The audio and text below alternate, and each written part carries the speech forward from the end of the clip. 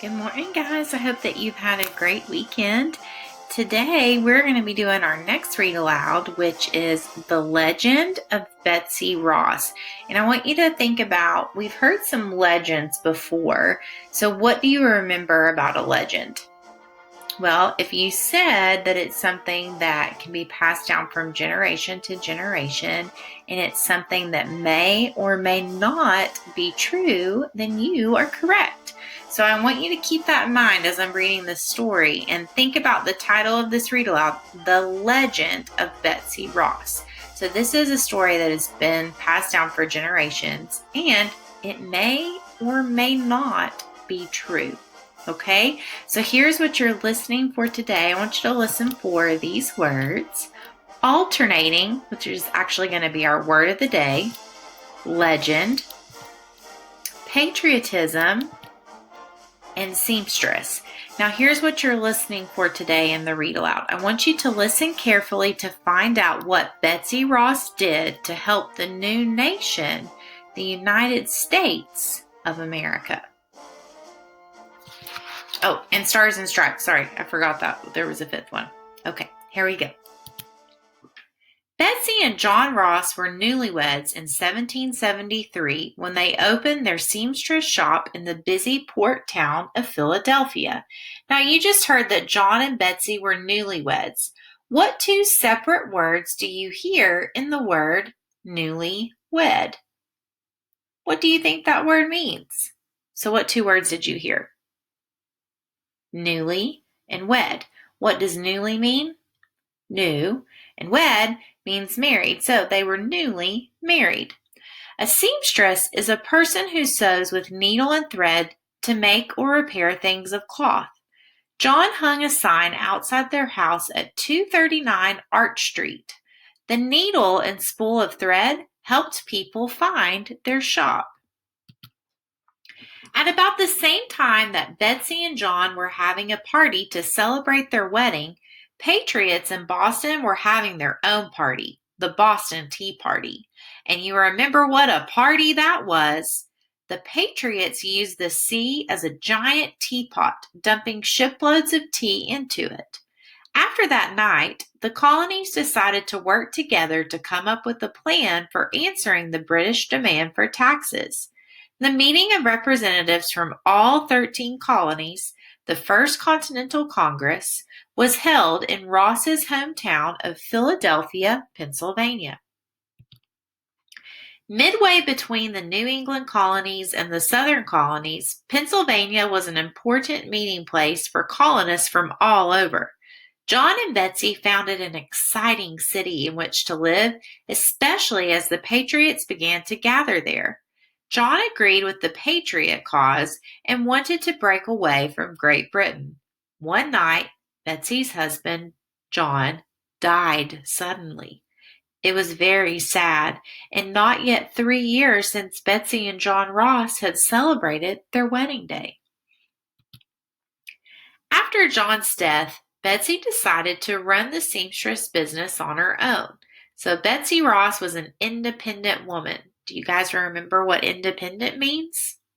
She took great pride in her work and had become well known throughout the colonies for her tiny, even stitches and beautiful cloth. When men gathered in Philadelphia for meetings, they often ordered clothing from Betsy for their families at home. No order was too difficult for her. As war approached, Betsy was asked to make flags for the Pennsylvania Navy. The Continental Army, led by General George Washington, flew one of her flags as well. There is a famous legend about Betsy Ross. Now remember, a legend is a story that has been told through the years and may or may not be true. According to this legend, Betsy sat in her shop, sewing and enjoying the light of a warm summer evening in June 1776, when she heard a loud rapping at the door. John's uncle, George Ross, stood before her with 2 other men. One of them was General George Washington himself.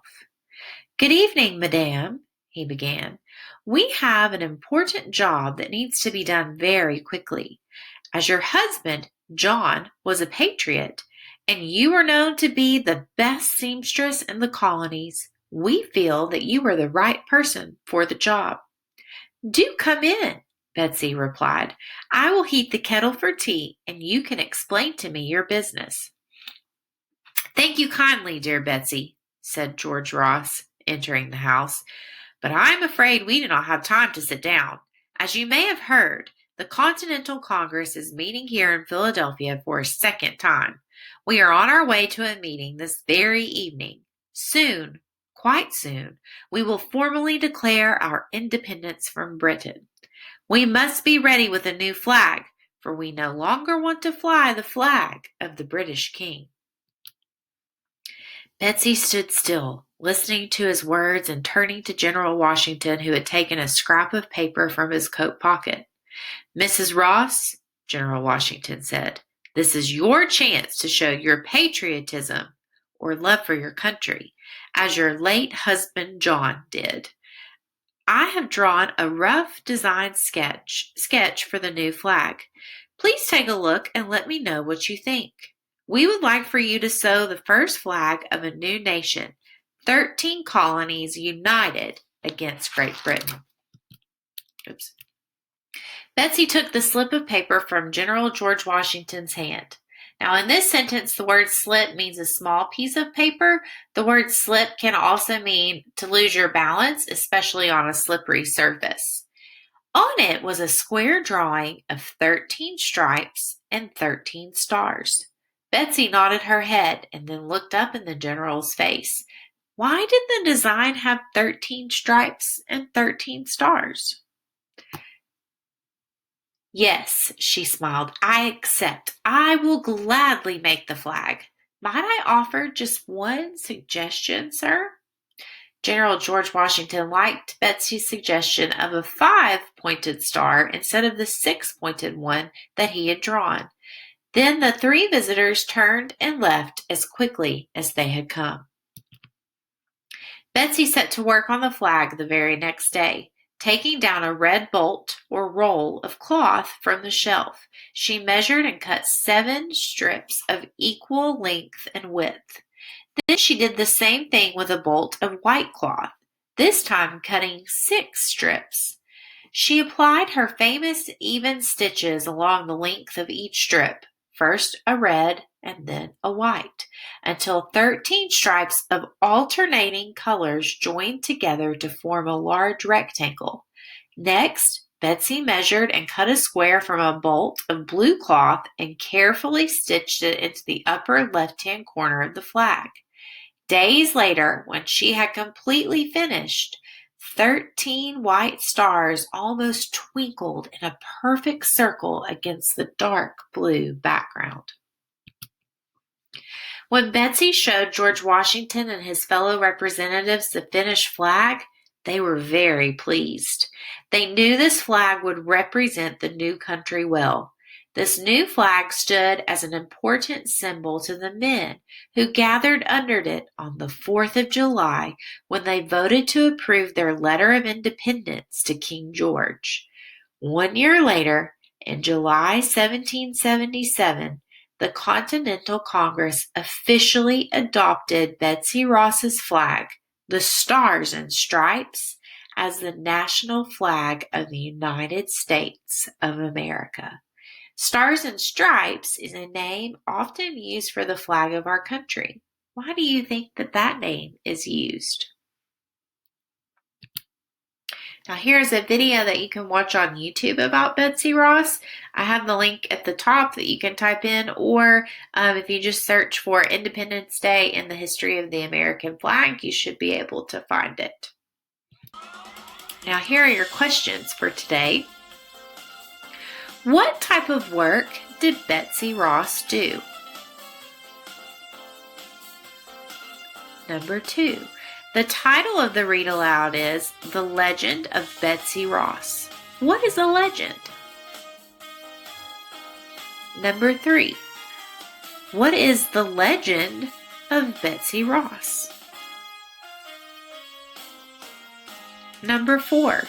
What did the first official flag of the United States look like?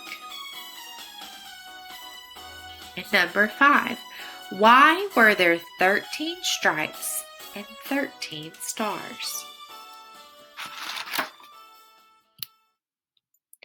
Now today, our word of the day was alternate or is alternating. So with our word work, we're going to be doing it all with the word alternating. So in the read aloud you heard, she applied her famous even stitches along the length of each strip, first a red and then a white, until 13 stripes of alternating colors joined together to form a large rectangle. Say the word alternating with me. Alternating. Alternating means following one another or following one after another or taking turns. So an example would be, I love to eat my mother's lasagna, which has alternating layers of cheese, noodles, and sauce. Now, what other things have you seen or heard that have alternating items? So today, I want you to go through your house, or maybe if you're playing outside, I want you to play I Spy and look for alternating items that you might find. Now, when you find them, I want you to use the word alternating when you tell about it. So you might say, I saw, maybe you might see, maybe a brick pattern outside that's alternating, like the colors might be alternating or the pattern might be alternating. So you might say, I saw bricks outside which had alternating colors. So that might be something, but I want you to play I Spy and look for different items either around your house or outside and find different alternating items. Now here's your writing activity for tomorrow, which will be on Tuesday, May the 5th. So the first one is, option 1 is my class flag. And I want you to create your own class flag, okay? Now, I want you to create a design, and this flag design, you can have alternating colors if you want to, but I want you to think about different things that represent first grade. So think about the American flag that supposedly Betsy Ross, remember it's a legend, that she had created. Think about what it represented. What did the stars and stripes represent? There were 13 stars and 13 stripes at that time, and it represented what? The 13 colonies. So think about your class flag. So up in your plan is where you're going to design your own class flag. Your title will be My Class Flag. And then for your draft, I want you to write about why you chose the colors that you did and the different things that maybe you drew in the flag to represent our first grade class in your class flag. It's a little bit of a mouthful. Your second option for writing, and this one actually comes from the packet, and the packet says, who is Betsy Ross and how did she help the new nation? So what was her part in the new nation and part of the United States becoming the United States and declaring independence? What role did she play in that? So for your plan, I have drawn it into thirds or 3 parts. So you have 1, 2, and 3. I want you to draw 3 things about Betsy Ross that you heard about her in the read aloud. And then I want you to use these 3 things that you drew to write your draft. And I'm going to read the prompt one more time. Who is Betsy Ross and how did she help the new nation? So using these 3 things that you drew about Betsy Ross, I want you to use that to help write your draft and what her part was in helping the new nation. I hope that you guys have a great day today. And if you're watching this in the morning, hopefully we will see you at our first grade Fox farewell from 12:30 to 2:30. Have a great day and I'll see you guys soon. Bye.